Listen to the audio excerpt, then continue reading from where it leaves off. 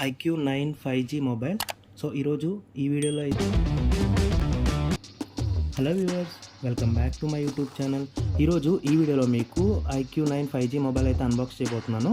So మనకి box open చేయగానే starting మనకి BMW లోగోతో మోటార్ స్పోర్ట్ అయితే మెన్షన్ చేశారు. So back side made in India and అలాగైతే ప్రైస్ కూడా మెన్షన్ చేశారు. సో దీని మీద ఉన్న ప్రైస్ అయితే మనకి రాదు. సో ఆన్లైన్లో మనకి అరౌండ్ 46,000 అయితే ఉంది. సో మనకి బాక్స్ ఓపెన్ చేయగానే స్టార్టింగ్ మనకి మొబైల్ అయితే ఉందన్నమాట. సో నేనైతే ఫిదా అయిపోయాను ఈ డిజైన్కి. సో నాకైతే చాలా బాగా నచ్చిందన్నమాట ఈ మొబైల్ డిజైన్. సో మెయిన్ ఈ మొబైల్ తీసుకోవడానికి నేను డిజైన్ ఒక రీజన్ అనమాట, అలాంగ్ విత్ ఫీచర్స్. సో నేను ఇప్పుడు ఈ వీడియోలో అయితే మీకు ఇనిషియల్ ఇంప్రెషన్స్ అయితే చూపిస్తాను. సో మొబైల్ లుక్ ఎలా ఉంది ఏంటి అని చెప్పేసి. సో ఫుల్ రివ్యూ అయితే నేను నెక్స్ట్ వీడియోలో అయితే పోస్ట్ చేస్తాను.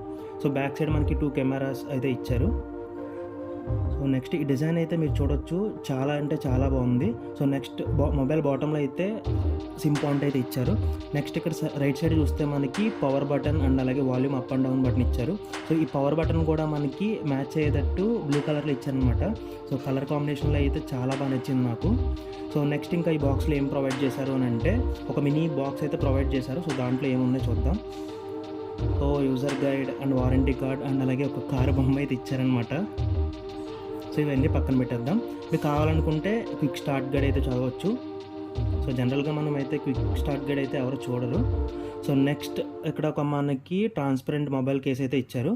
సో ఇది అన్ని మొబైల్స్కి ఇచ్చినట్లుగానే ఉంది, అంత స్ట్రాంగ్ ఏం అనిపించలేదు నాకు. ఒక సిమ్ ఇన్సర్షన్ పాయింట్ అయితే ఇచ్చారు.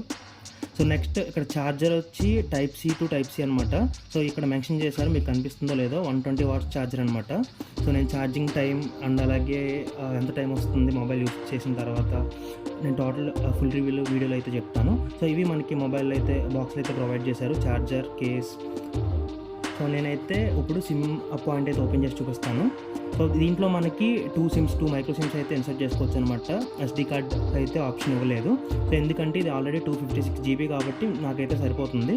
మీరు ఎక్స్ట్రా కావాలనుకుంటే OTG ఇన్సర్ట్ చేసుకొని మన పెన్ డ్రైవ్ ద్వారా యూజ్ చేసుకోవచ్చు అనమాట. మీకు వీడియో నచ్చింది అనుకుంటున్నాను. నచ్చితే లైక్ చేయండి అండ్ అలాగే నా ఛానల్ సబ్స్క్రైబ్ చేయండి. Thank you, bye.